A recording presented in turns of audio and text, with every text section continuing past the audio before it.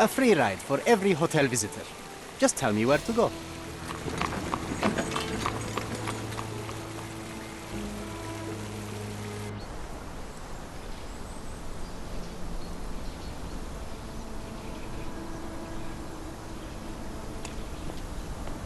Is everything all right?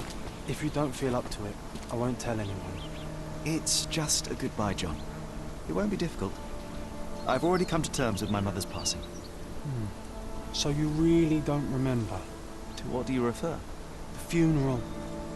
Sherlock, you were distraught. At first, I thought this visit would dredge up those feelings, but you've been remarkably level. John, I think I was too young to understand. I couldn't fathom why she would leave me. Perhaps that pain is best left forgotten. On the contrary, it's why I'm visiting her grave. To remember her.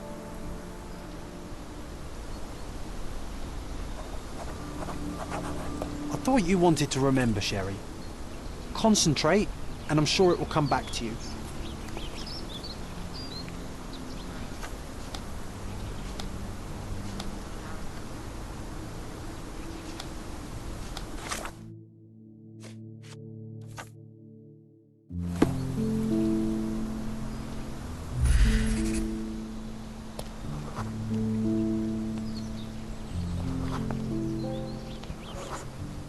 Mycroft was adamant that we leave for London immediately after the funeral. He never told me why, but I saw how unsettled he was by the long requiem.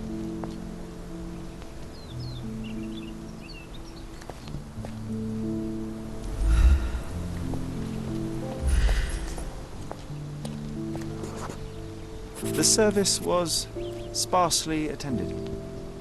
Though my parents were buried separately, the pastor said they're united in heaven. I didn't believe him even then.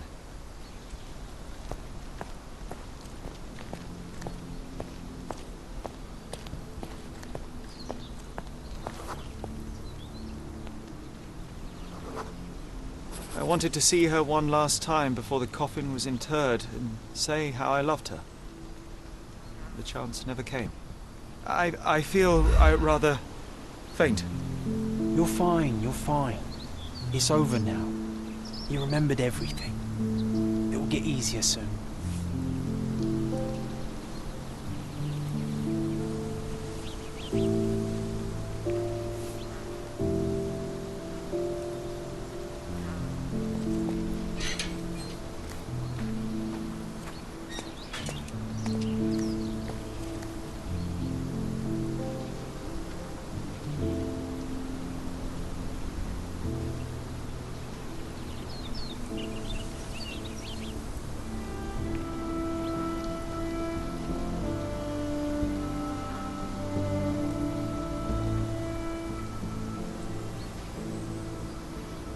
A pocket watch? It seems familiar, John. Why is it here?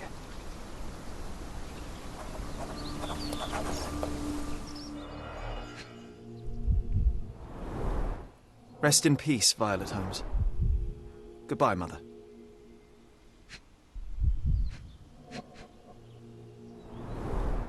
A candle in a small puddle of wax.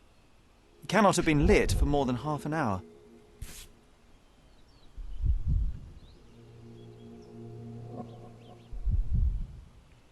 This watch was a gift. My mother's initials are engraved on it.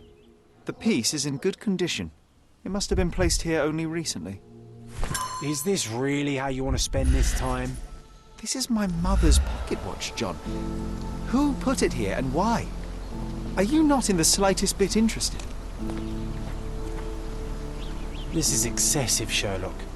Can you not let the mystery be?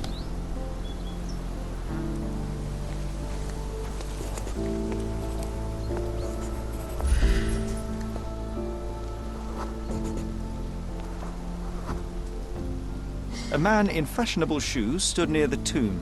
The size of the prints suggest he is approximately 5.5 feet tall.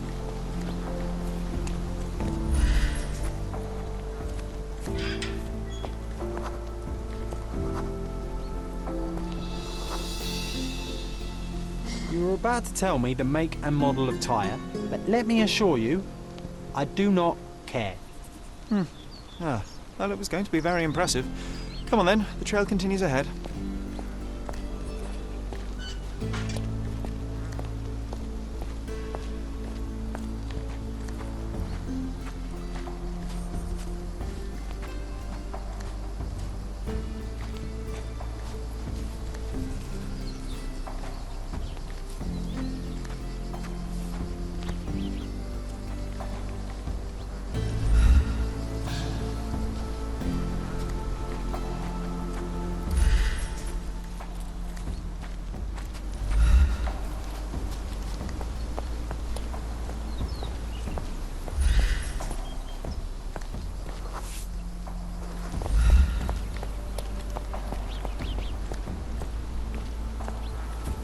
Oh, it's that ridiculous artist from the hotel.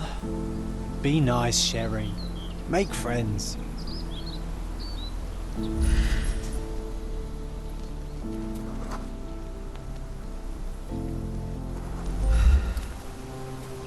Mr. Holmes, did you come for another portrait? No, I jest. You gave quite the performance last night. The hotel was abuzz with your name. I must say I was rather absorbed in it all. The fallibility of men. Such scandal. It was a welcome distraction. Oh, my manners. I am Werner Vogel, art enthusiast and gallery proprietor. Mr. Vogel, I was perhaps too curt when last we spoke. Speak no more of it. Travel takes it out of any man, never mind when this is your destination. Once I learned who you were, the pieces fell into place. Your mother was well liked on Codona in her time here. I was sorry to hear of her passing.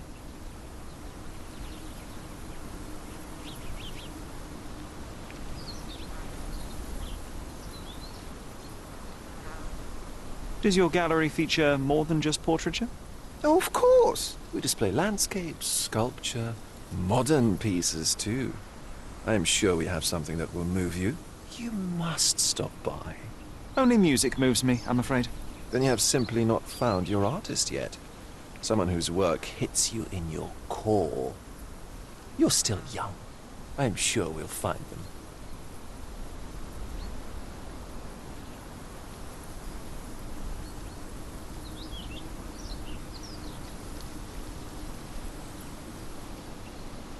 How did you come to possess my mother's pocket watch? Oh my! It is quite something to witness those powers of deduction firsthand. Yes, I left you her timepiece. After her death, there was an estate sale. All of Cordona's elite picking of her remains. I couldn't let such a lovely thing go to those vultures. When I learned your name, I could no longer keep the watch in good conscience. It is yours by right, and I knew you'd find it here. Thank you. I'd forgotten all about it, but the moment I saw it, I knew it was hers.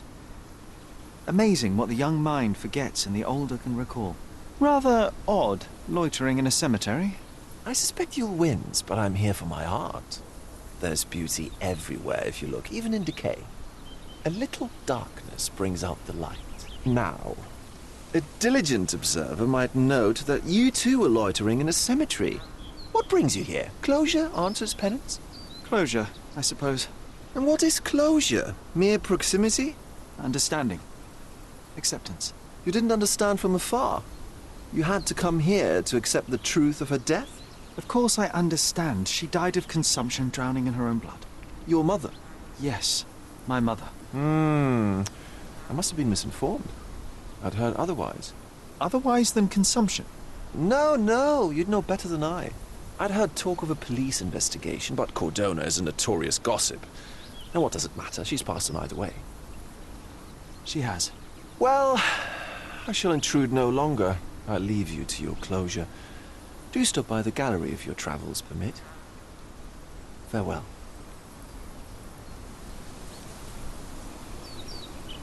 Are you all right, Sherry? Take as long as you need. Whatever I need, it isn't here. We should explore Cordona. Perhaps there are archives that may shed further light.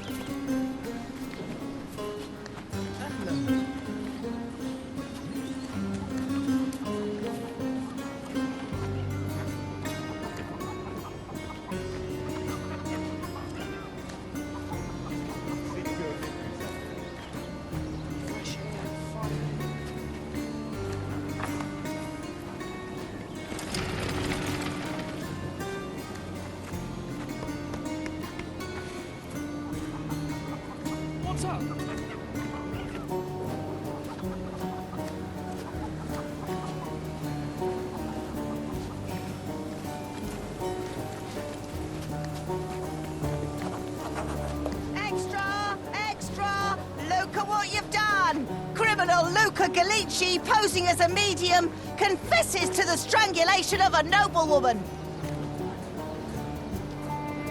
The cheapest news on the island.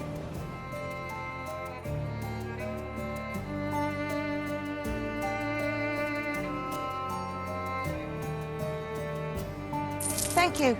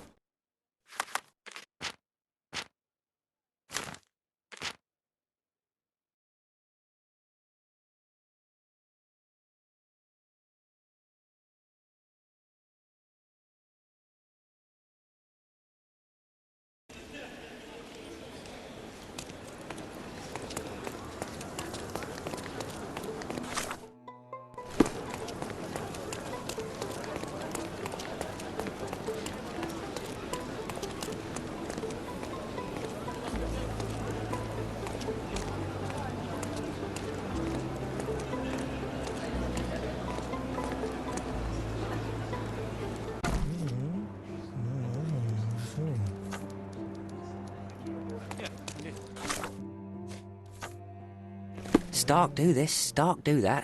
I'm not a clerk, damn it. How am I supposed to get those records now? Yes? What is it? Would you like to report a crime? No, I wouldn't. My name is Sherlock Holmes. I want to use the police archives. Wouldn't we all? I'm serious. So am I. Officer Logan locked himself inside and he's not letting anyone in.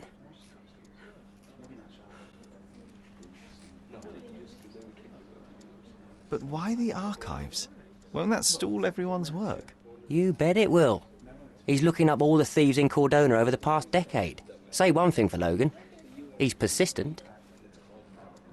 What happened exactly? A tailoress from Scaladio's been robbed. Logan spent 2 whole days at the shop sketching the thief, and she still insists that it's all wrong. That shrew drove him up the wall, she did. Would you mind if I talk to this tailoress? I could get you the sketch in no time. Get off your high horse, mister. You think you're better than our sketch artist?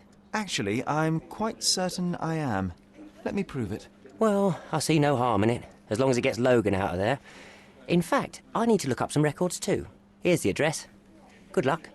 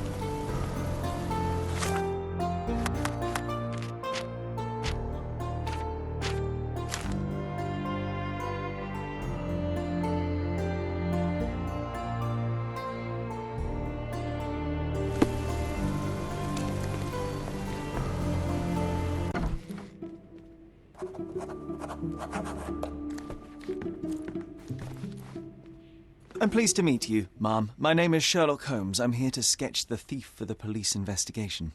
Oh, another one. I hope you'll be more patient than the previous sketches, signore.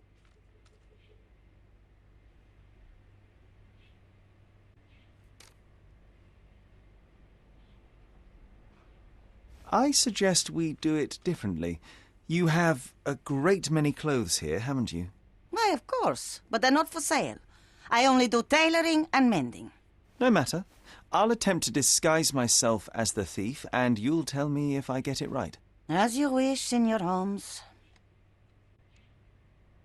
Can you describe the thief for me? He was all ugly and beat-up looking. An utter rascal if ever I'd seen one. He gave me a nasty look from behind his glasses and then made himself scarce.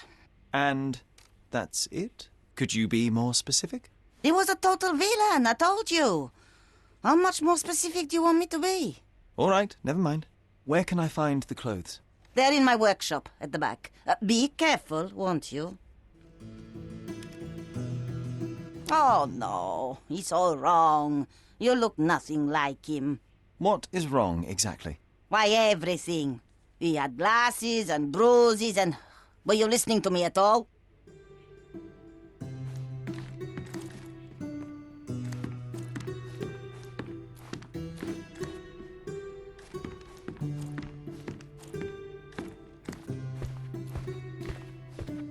John has wares if you have coin.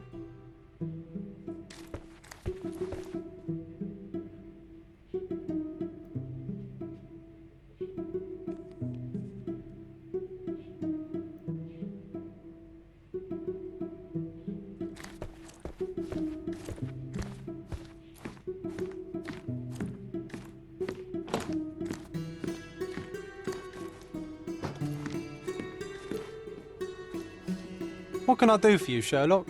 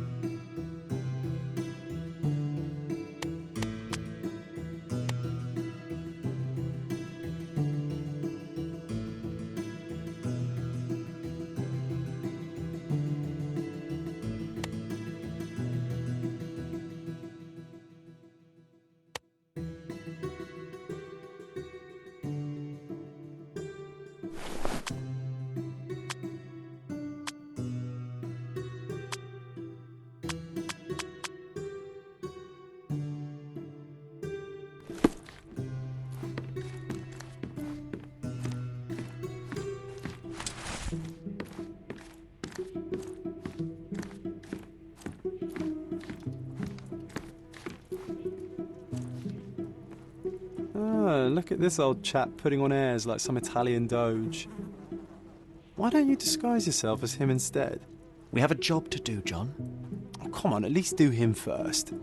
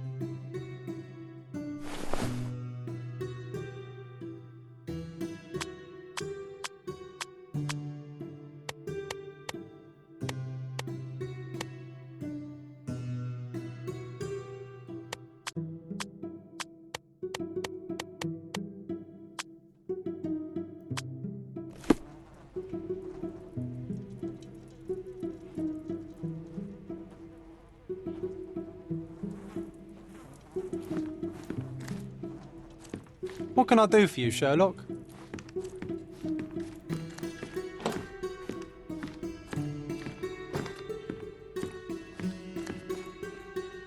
Uncle Giovanni?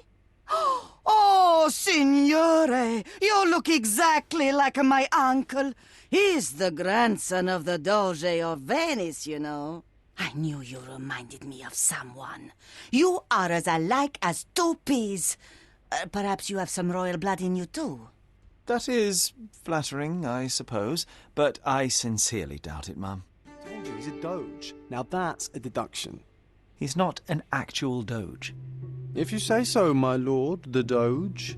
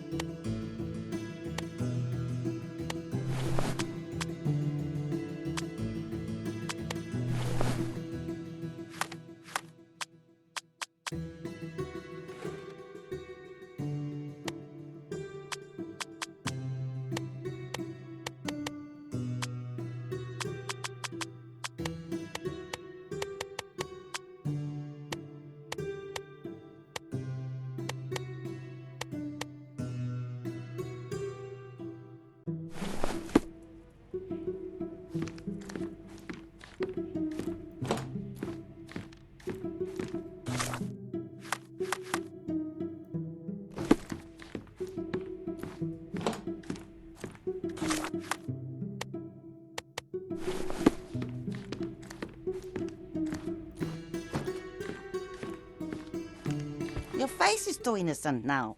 What do you mean, too innocent? There was something evil about his face. Like a moustache. Yes, the kind that all villains twirl as they plot their evil plans.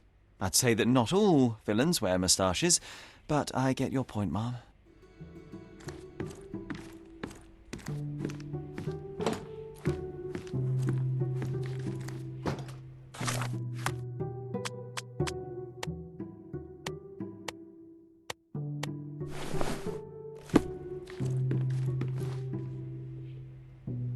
What can I do for you, Sherlock? No, those clothes are wrong. He was dressed in a very fancy beige suit. Must have stolen it from someone. No doubt about it. All right, I've got it.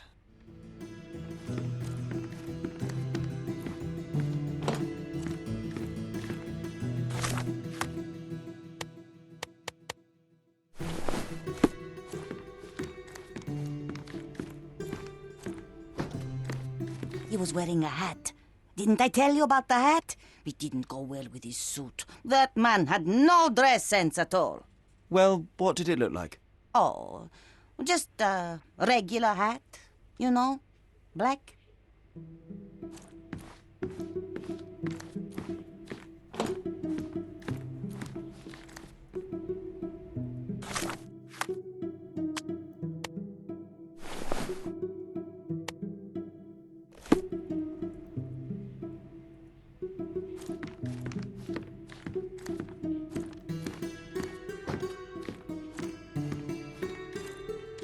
Ah, it's you. I mean, it's him. It's him. Excellent. Now I can make a sketch and take it to the police. Yes, sir. Please do. That rascal is still on the loose.